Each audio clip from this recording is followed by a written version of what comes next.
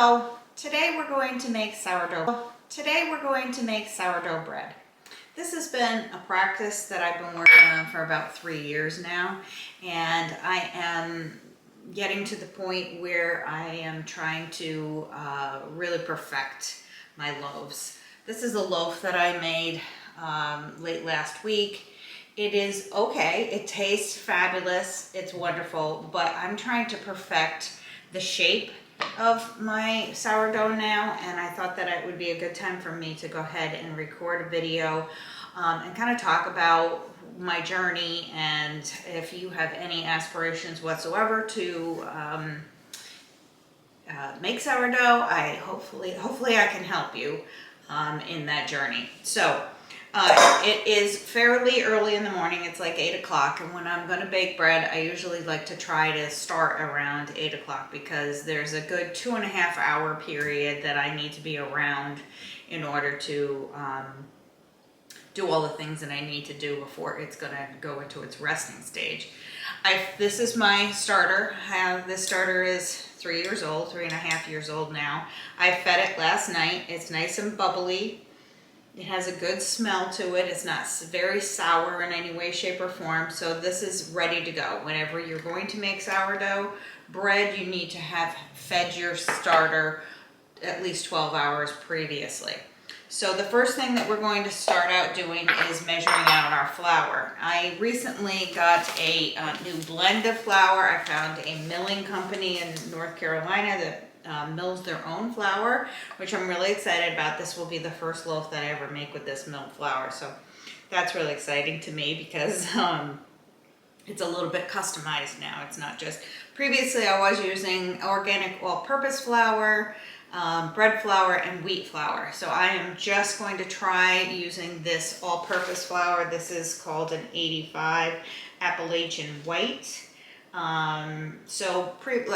Previously this loaf is going to be a little more wheaty because it does have wheat flour in it, whereas this one is a blend.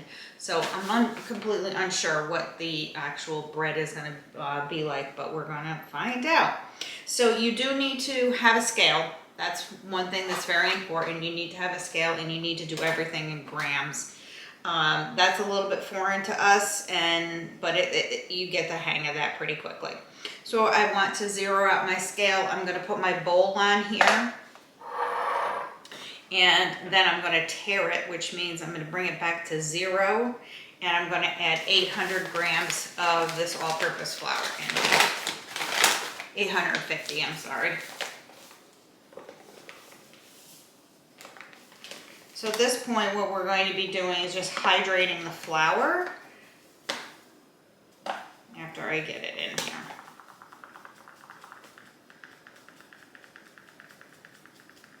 So my scale is, telling me exactly what is in there. So that's 852.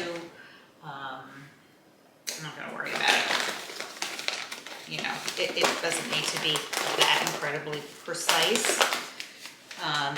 And the next thing that I'm going to do is then I'm going to zero my scale out again, and I'm going to get 570 grams of water.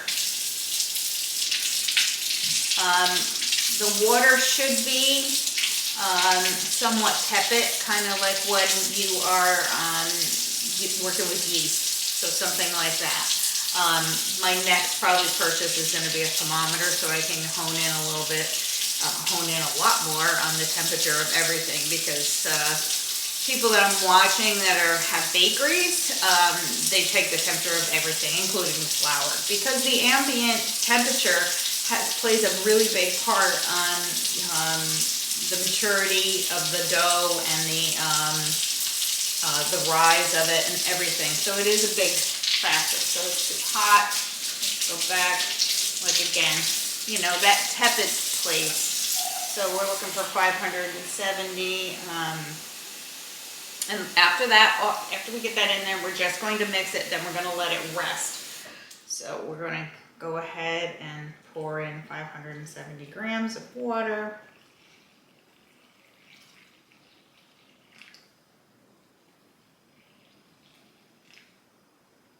And again, we're just a few grams over. I do have a tool that is used at this stage to mix bread, but more times than not, I end up getting in there with my hands. So again, like I said, we are just looking for mixture. We want the flour to get hydrated. So we're just looking for all the granules of flour to get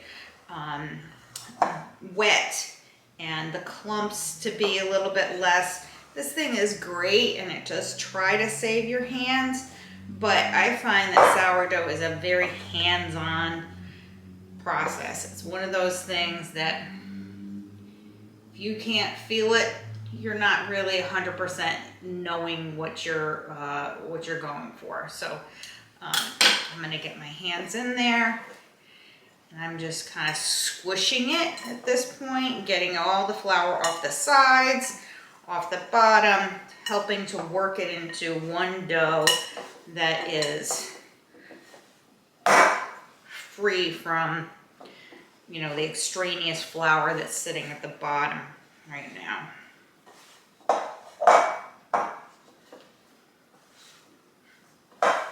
There's a lot of science to this dough, to this baking process, and that I think can be a little bit daunting for people. It was daunting for me, not necessarily being the most scientific type of person. But there's so many videos out there, people to learn from, people who aren't as scientific or maybe don't take it. You know, I started by watching this YouTube channel. The name of the channel is Farmhouse on Boone. She is very not precise. She has like 8 kids, and she makes bread on a weekly basis so that they are eating nothing but sourdough bread. So she was a good place for me to start. So this dough is pretty shaggy, and by that I mean it's not nice and smooth or anything, but it is all incorporated, and that's all that we're going for at this stage. So what we're going to do is we're going to let this bread dough sit for half an hour, and then we will come back to it. Back, I forgot to remind you that you want to keep your bowl covered whenever you're letting your dough sit, because you don't want the air to make a hard crust. But it's been 30 minutes and our dough, our flour and water has absorbed together. It's a little more sticky. This can tend to be a sticky dough, so don't freak out if that happens to you. What's going to happen now is I'm going to do this thing called dippling, which means I'm just going to put my fingers all over it so it kind of looks like dimples all over it, and we're going to be adding the sourdough starter and that's my coffee pot, the sourdough starter and salt. So I wanted you to see what my starter looks like, if it's at all possible, when I take it out. So I need 200 grams of my freshly fed sourdough starter. So I'm going to pour with this at the camera. If you can see, it's kind of like got a lot of air holes in it. It's looks very alive, like it's breathing almost.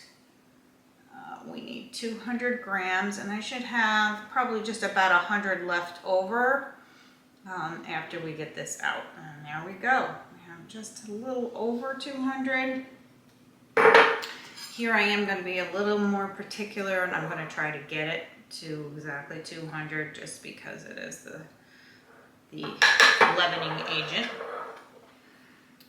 So we're going to take that at 200 and we're going to pour it in all over the dough that's already started.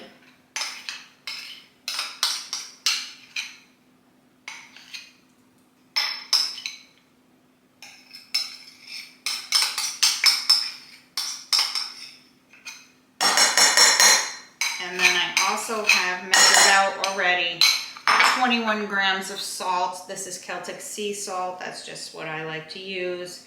You will find this is not a very salty bread. And I've tried going up to 25 grams. It's not really made a huge difference. So I'm actually just following the recipe that of the gentleman that I got this from right now. So what we're going to do now is we're going to start kind of like kneading it in. So we're not folding it over yet at this point, but we are working the sourdough starter and the salt into the dough in a kind of a kneading, pinching almost fashion. It takes a little bit of time. You have to have some patience here. You want to get it to the bottom, so you want to start to fold a little bit in. Start to fold the dough a little bit in on itself. It's important that all of the starter gets incorporated in the dough. And after we get this phase of it done, we are going to let it rest again. So the dough has to sit for these different intervals to get the ingredients incorporated. Then after that, what's going to be happening is we're going to do some techniques to build up the gluten in this bread. So that will be our next step after this sits again for another half an hour. So as I told you before, you need to have some time because it's a process. Once you get past like the 2.5-hour mark on this of what you're, the places where you're actually actively touching the dough, then it's going to bulk ferment, and that's depending on the temperature of your home. I'm finding that in the summertime, my bulk fermentation, I really have to watch it because it can ferment and double in size, and we don't actually want that. We want it to increase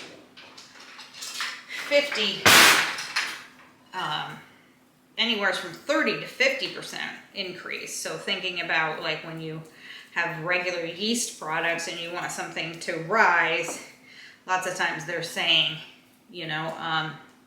let it double. And we're not necessarily wanting that here.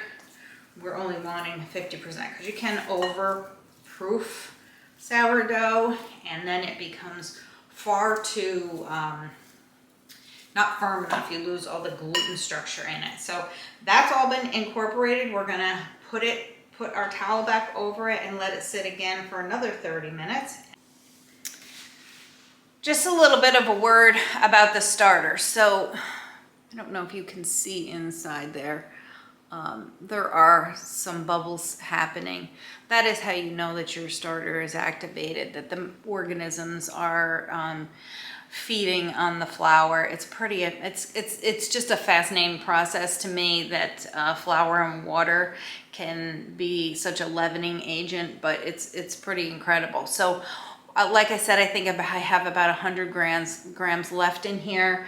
I can do a couple of things. I could make something with it that would be a discard recipe. I could make crackers, I could make cookies, I could make pancakes or waffles or something like that, but I'm not going to today. So I'm going to put the lid on this and put it in the refrigerator. Anytime you want to stop the process of either your starter or even your dough at this stage, at a later stage. So let's say, first off, let's talk about the starter. Let's say, okay, like right now, I'm not going to do anything with it. I'm going to put it in the refrigerator. I can leave it in there for as long as I need to, within reason, obviously, until I want to bake again. When I want to bake again, I just feed it and reactivate it. In regards to the dough, the bread dough, like last week when I made those loaves, it rose very quickly because it's very warm here right now. So it's, in the 80s in my kitchen. So the dough is feeding on the flour, and it is increasing in bulk very quickly. And I wasn't really ready. So what I did is put the dough in the refrigerator because I needed to slow it down. I did not want it to continue to rise at the rate that it was. So I put it in the refrigerator to kind of pause it, really is what's happening. So you can do that. Not certainly at this stage, but once we get to the stage after it has bulk fermented, you can do that.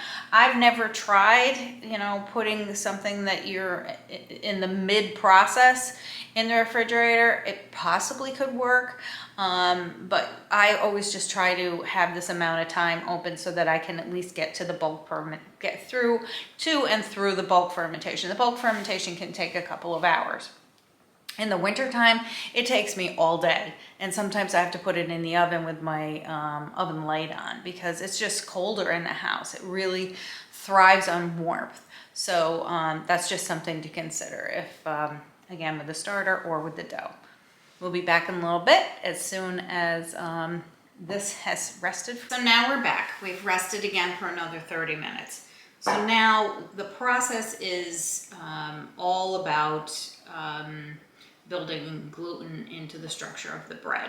So you're gonna see when it comes out right now, it's pretty, it doesn't have any structure, so it's very, it spreads easily and it's pretty sticky. So let's just get it out of the bowl and get it onto the work surface here. And this is where I like to clean my bowl before I start again, because as you can see, it gets pretty nasty. It's really crusted with stuff. So I'll clean that bowl before I put this back in. So here is our dough, and as you can see, it's pretty sticky. So the process of building gluten, I think can be done in a lot of ways. I recently watched a baker and I watched how he did it. His process was 10 at least full minutes where he was doing something that was considered a kind of kneading. I didn't love that. I haven't really tried it, but with the attention span that I have, I just don't think that it's probably a good thing for me. I don't know if I can stay with it for 10 minutes. And I really enjoy what I've been doing, which is a series of stretch and fold. So what that means is you take your dough and you're going to stretch it, and then you fold it over itself.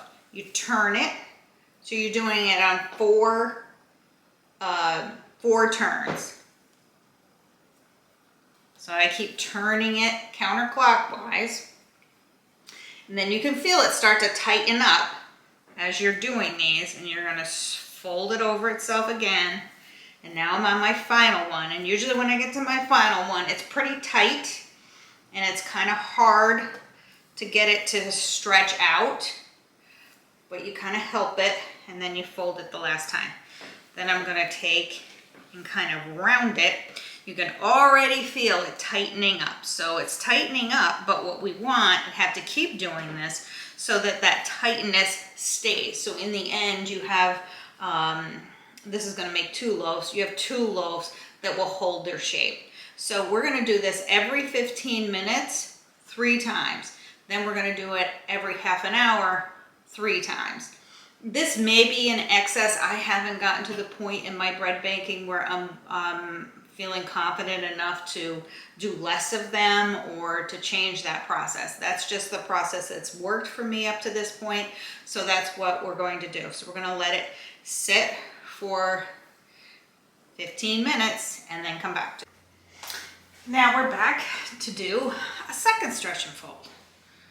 So it's okay to get your hands wet when you're doing this because, again, it's sticky. It does help.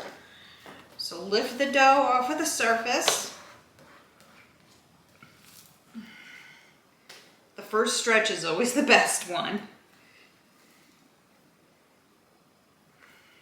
Here's our second. Now you can feel it tightening. I kind of think that by adding the water, it helps in hydration of the dough. That again is the big science part of this, is what hydration is your dough, what hydration is your starter. I'm not really there yet. I'm not there where I could tell you what the hydration is on this particular bread dough, but I had not been wetting my hands before, and now that I am wetting my hands, I feel like it's making things a little bit easier. Starting to be able to see some under the surface bubbles, so we know that this is obviously very active, and we're going to wait another 15 minutes, and this should actually be wet because it will stick. Normally I would be in a bowl, but that bowl is just so incredibly crusty that it's gonna need some time to soak. So I'm just gonna put a little piece of plastic wrap on top of it. You can do this any way you want. You can put it in a bowl with a damp towel over top of it. You can just lay that on it. Again, we're trying to avoid getting a... Okay, and now we're back for our third stretch and fold in the 15-minute realm. So after we finish here, we're going to bump it up to a half an hour, and then I'm going to do 3 stretch and folds a half an hour apart. That's when you're really going to see the tension start to build, the gluten start to build in the dough. I mean, it's holding its shape pretty well right now. When I take it out of here, the sticky factor is still, I mean, it's better. I did get the bowl washed out, so I was able to put it back in the bowl. That's just, you don't want to leave that crusty. Again, I'm going to wash my hands, and we're going to stretch. And we got stuck.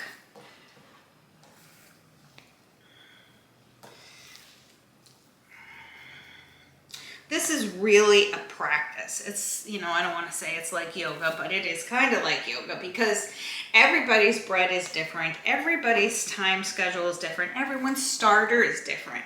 My starter is over 3 years old now, and it's been through several different kinds of feeding. I've fed it with rye at times. I fed it with just all-purpose flour at times. Right now what I'm feeding it with has a little bit of, it's that mixture that I have, which has some wheat in it. So everybody's experience is going to be different. And every time you do this, it's going to be different. And when you first start out, you're going to fail. Don't think that you're not. You're going to have more dense bread than you probably wanted. You're going to see people's pictures of their breads, especially if you join any kind of a Facebook page where they show their breads and ask each other questions. But it's bread and it tastes good regardless, even if it's dense, unless you overproof it. I did overproof mine once. It was kind of in the winter time, and I had it in the oven with the oven light on, and let me get this timer going before I forget. Had it in the oven and it overproofed. It just got hugely poofy. It actually came out of the container that I had it in. And when it does that, I don't think there's any saving. It's just, at that point, it loses all of its elasticity, and it just becomes like a soupy mess, and you can't get it back. So that's the worst thing that I've done. But every other loaf that I've ever made, I've been able to at least bake it and have it come out into being something. And over time, I feel like I just am getting better and better and better at it. But I'm also continuing to educate myself on like how a professional baker does it and what their thought process is. And that's kind of where I am right now. I'm watching some YouTube channels on professional bakers, and that's giving me a completely different insight. So I'm not going to take you through the next 3 because that'll be an hour and a half. You can imagine in 30 minutes, I'm going to come back and do the same thing, another 30 minutes and another 30 minutes. So at that final 30-minute mark is when I'll come back and I'll show you what the bulk fermentation is going to look like, and then we'll stay together through that process too. Okay, so now we've been through 3 stretch and folds, half an hour each.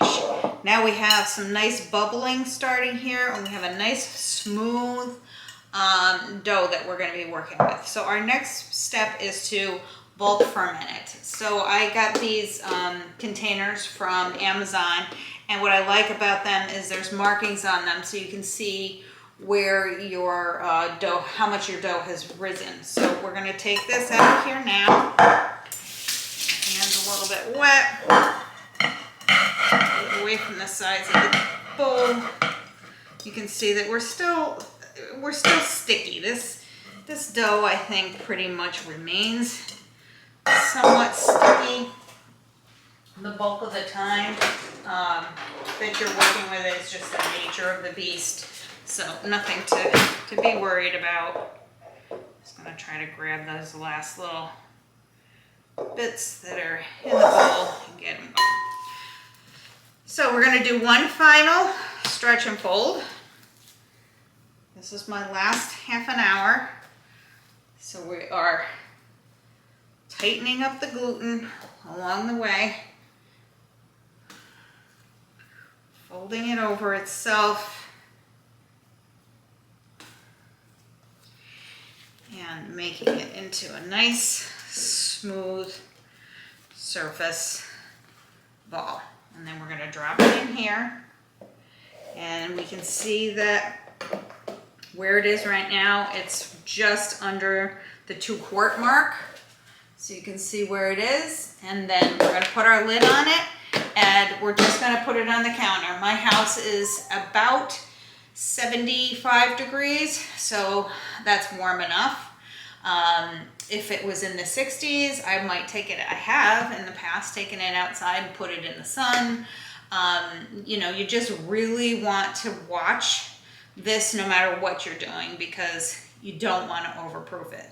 So I'm anticipating this will probably take 2 to 3 hours to come up to where I want it to here in my counter. And I do have an air conditioning on, so it's not, you know, going to be fully 80 degrees in here, but it's going to be warm enough that it should rise within 2 to 3 hours. So we'll come back and check it at that point. Okay, so here we are. I think it's been about 3 hours, and we were just above here, and we're now at the 2 quart, above the 2 quarts. So I want to get this out of here now. I'm going to put a little bit of flour on my board. This is just some of the all-purpose flour that I've been working with. If this was overproofed, it would be really, really difficult to get out of the container, like in a wet kind of way, just too much. I probably could have gotten this out of here a little bit sooner, but there's going to be no detriment to that. Just got to get all the little pieces out, and then what we're going to do is we're going to separate the dough. I'll talk to you about the bannetons and that kind of stuff quick too, but we're going to end up with 2 800-gram loaves from this. Now I have broken this into smaller portions as well. I just want to get this on the flour. I have just, this is only my second time using the oval bannetons, and these bannetons came with the linen inside, so they get dusted with rice flour and you're actually turning your dough upside down. I wanted to make more of an oblong loaf as opposed to what I've been doing up to this point, which is making ovals. So I've used these for 3 years now, and I just wanted to change to a different style.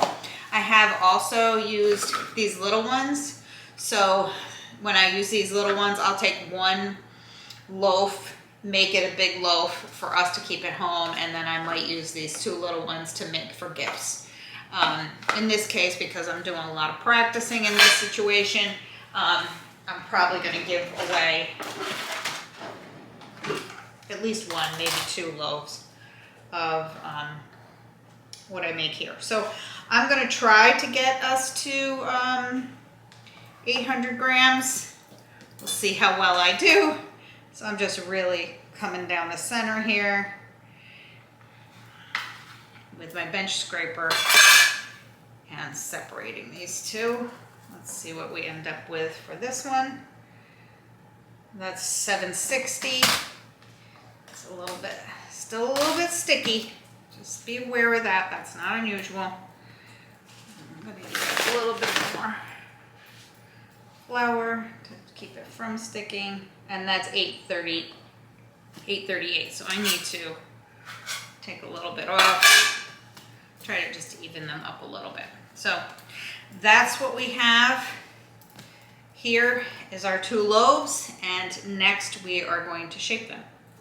Okay, so I have one shaped here, and now I'm going to show you how I did that. So this is a new style of shaping for me. Previously, I just rolled them into a ball and built up a lot of tension that way. I am going to be practicing, that's what I'm doing here today, is practicing this new technique. So you kind of want it in a triangle-ish kind of shape, and you can see that it's wider down here and tapers up. I'm going to take this top portion and I'm going to roll it under. I'm going to roll it under, then I'm going to take the 2 sides that creates and I'm going to stretch them out. We're always stretching and folding here. So I'm going to take one side and roll it, stretch it over. Then I'm going to take the other side and stretch that over. Then I'm going to take the bottom 2 ends. I'm going to stretch one over and stretch the other over. Then that leaves me with like a hole here in the middle. So what I'm going to do is take the top of it and roll it inside that hole, basically. I'm going to turn it now. And now is where I'm going to try to build some tension when I roll the rest of this up. So I'm keeping everything super tight as I'm rolling along. You're really looking for something like a burrito shape, which is what I have. Now I'm taking this rice flour and I'm really liberally dusting the inside of this Banneton because we do not want this to stick. And then I'm taking this little burrito and I'm putting it, the nice side goes down and the side that is kind of got all of the connections goes up. So when it goes in the oven, it's going to go upside down again. So when you take it out of this Banneton, you're going to flip it upside down and score it. So the bottom part, what is the bottom part right now, is going to be the nice part. So at this point, what I could do, if I felt like I was a little underproofed, I could leave these out for an hour, or I could put them right into the refrigerator to stop the proofing.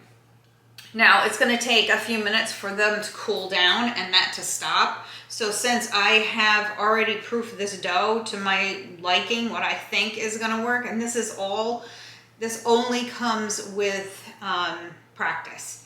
And I could be 100% wrong. Don't get me wrong. This could go south on me for all I know. I don't expect that to happen just because of everything that I've done up to this point. And again, you want to make sure that you've got a lot of flour in there, especially when you're dealing with these linens. I don't expect that to be the case, but I also just don't feel like it needs any more proofing. So I am willing to put them in the refrigerator like this. So what you do is you just take a bag, and you're gonna just slip the whole thing right in there. And I am going to put them in my refrigerator, and they're going to stay there overnight. Now when I get up in the morning, when I'm ready to start baking, what I will do is preheat my oven, and you need a cast iron pot to bake these in. But we'll go over all that tomorrow morning, and I will see you then. This is a good project to start when you just don't have a lot going on, or you at least have the morning to yourself. If the weather was not summertime, I would have a lot more leeway, but because of it being, I'm in the South and the weather is very warm here, it's very easy for my kitchen to get warm enough that this could just overproof really quickly. So in the wintertime, I could probably let that sit and proof for 5-6 hours.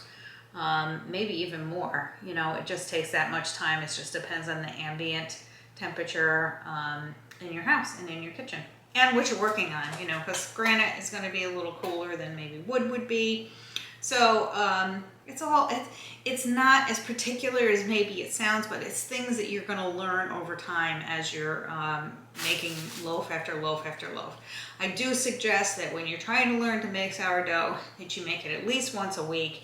I'm at the stage right now where I'm trying to make it twice a week because I'm trying to perfect it. So this is going to result in a lot of giveaway breads, which who doesn't want to get a loaf of bread, homemade bread? I don't think anybody out there would say no to that. And it really is only flour and water. So as long as I have flour and water and time, I can make as much bread as I want. So we're going to see you guys tomorrow morning when I'm ready to score and show you what that's like and get one in the oven and then see what our finished product is like. I have that in the oven. It's been preheating for an hour. So you get your oven up to 500, then you put your vessel in and you let it sit in there for an hour. The key to this bread is the steam. So you want to have plenty of steam happening and you're going to keep the lid on. So it's a vessel that has a lid is what you're going to need. So here we are. This is our proofed bread. We are going to need some parchment paper. We are going to need some rice flour, and we're also going to need a razor blade, or you can go ahead and order the actual tool that is specific to scoring sourdough. I've had that tool, I've used it, and I gotta say, I think that I don't get as much control as I do with a razor blade, so I've gone back to using razor blade. So I'm putting some rice flour on my parchment paper. I'm going to turn my bread upside down. This is my loaf. We're going to put it in front of me. Now, when I don't use the linens, you get those nice rings around that are in the banneton. When you use the linens, you don't get that, so you get more of a smooth surface. So you always want to score your bread, and the reason for that, let me get you a little bit lower so you can see what I'm doing. At least one scoring, which would be a line, you know, a kind of like a half circle line from the top to the bottom, which is what they call the ear. And that would be something that you would, at least the minimum of what you want to do. But I know you've seen like the wheat pattern and people get really involved in that, and down the road that might be something that I get a little bit more involved in as well. But I want to go ahead and get you as close as I can. Let's get this moved over here where you can see me, and let's just take a look. So I'm going to take my razor blade and I'm going to do the wheat pattern on the top, and that really is just one strike, and then we're going diagonal strikes. See, this blade has only been used twice and it's already getting a little bit dull. So these blades, now I just turned it and that helped a lot. So then I just make that pattern on it. I'll show you. And then I'm going to do the ear, which is going to go this way. Again, I'm feeling a little bit dull. You're going to see the dough start to open up. Let me turn this in a way so I can see what I'm showing you. So that's what I've done. And that's so incredibly simple. So not a difficult scoring pattern to do. What I'm going to do now is I'm going to drop this into the into my cast iron. Let's get you back to where you were. And I'll get that over here so we can see that being done. So here's my Dutch oven. I did just have to look up what this thing is called because it completely escaped me. I've lost the top here, so this is a little bit dicey for me sometimes to get the top off, but you can feel the heat just come right off of that. So what we're gonna do, this again has been in the oven for an hour at 500. We're gonna pick up our bread on the parchment paper and we're just gonna drop it down in. And then we're going to get our top, put it back on, close it in so the steam is building up inside there, and we're gonna put it back in the 500-degree oven for 20 minutes. Then we're gonna reduce the temperature to 450, and we're gonna put it back, leave it in the oven for another 20 minutes. And I'm gonna show you what it looks like when it comes out. Here we are with our finished products. This loaf right here is the loaf that I made over the weekend. This is made with just regular all-purpose flour, bread flour, and wheat flour. I'm pretty sure I didn't do anything really with the sourdough starter there. I did a different shaping method, and that's it. I did this shaping method with that, but it was my first try, and it came more. And I also didn't have the rectangular banneton, so it actually looks mostly like my other loaves. As far as spring goes, I mean, I was okay with that spring until I saw this spring. So this spring, I think, is my best spring yet. And the reason I think that happened, now these are subtle differences. So both of these loaves were made with my new flour mixture, which is all bread flour, which affords you more protein. And if they both looked this way, I might say that it was because of the bread flour, but this one sprung more. I think they were pretty close in weight, so I don't think that's what it is, but this one I got sidetracked and I left the lid on it and probably about an additional 5 minutes. I may try that again, because that means it was stayed with steam for 25 minutes and then it was then it was 20 minutes with at 450. So 500 for 25 minutes. It's a little more done, but this gives you that great crust, so I don't mind that. This is similar and feels really nice to the touch, but it doesn't have quite as much spring. You can see the ear on this one is really opened up a lot, and on this one it opened up, but it didn't crust in the same way. Let me bring it closer. So that's the ear. It opened where I cut it, but look at this one. It opened where I cut it, but it made this really nice crunchy part here. So I feel like this is my best loaf so far. Unfortunately though, I'm not going to get to cut any of them open because they're all for gifts, because I'm not going to be here for the weekend, and I honestly ate so much bread over the weekend, I don't want to eat anymore if I don't have to. So I'm probably going to be making bread again when I come back, which will be sometime next week, and then I'm going to try to recreate this because I want to see how this goes. So that's how we made out. These are our 2 loaves that we did together, and this is the one that I did before.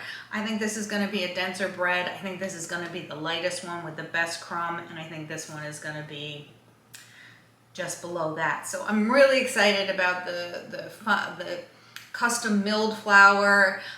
This starter was also fed with that custom milled flour. So this is my regular all-purpose flour feeding of the starter, but this is also the custom flour. I'm not thinking that really has anything to do with it. It's going to have something to do with the taste and the texture, but it's not really the oven spring. This set of bread also, the difference here is that it was getting overproofed and I didn't have time to shape it, so I just put the container in the refrigerator to slow it down. So this sat in the refrigerator before it was shaped for probably a good 2 hours. So it was cold when it came out, which made shaping it more difficult. I would try not to do that again. That was kind of challenging. This one, we did this one straight through with no stopping. So that's how my sourdough experience went this time. I can only tell you that every time it's completely different. And I'm constantly learning and trying to tweak it and just changing little things here and there and seeing how they make a difference has been really, really fun. So I think that's what keeps me in this, besides the fact that I just love working with dough with my hands anyway. So if you have any questions, please leave them down below, and I would appreciate it if you give me a follow and subscribe.